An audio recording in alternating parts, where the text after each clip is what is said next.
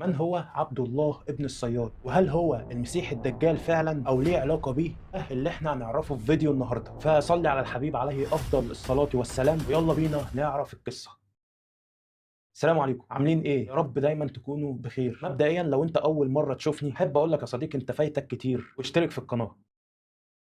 عبد الله ابن الصياد ده يا صديقي يهودي كان قاعد في المدينة، قيل انه كان من النصارى ولكن كان صغير ساعة لما جه النبي صلى الله عليه وسلم للمدينة، وقيل انه اسلم بعد كده.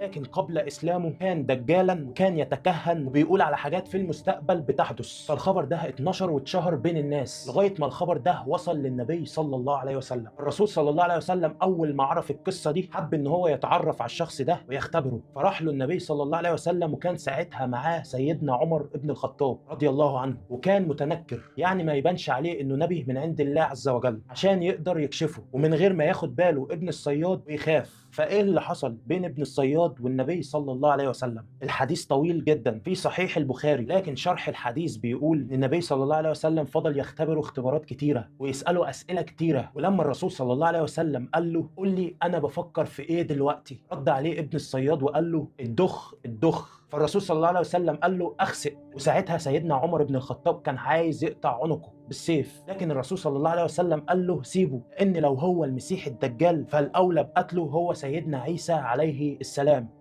فالرسول صلى الله عليه وسلم ساعتها كان بيفكر في ايه؟ ساعتها الرسول صلى الله عليه وسلم كان بيفكر في سورة الدخان، لان ساعتها نزل على سيدنا محمد الوحي، والدخ اللي ابن الصياد كان بيقولها هي نص كلمة الدخان. ساعتها الناس اتأكدت ان ابن الصياد هو المسيح الدجال، خصوصا ان ابن الصياد اعور نفس وصفات المسيح الدجال. لكن اللي صدم الناس ان ابن الصياد اسلم بعد كده وتوفى بعد وفاة النبي صلى الله عليه وسلم.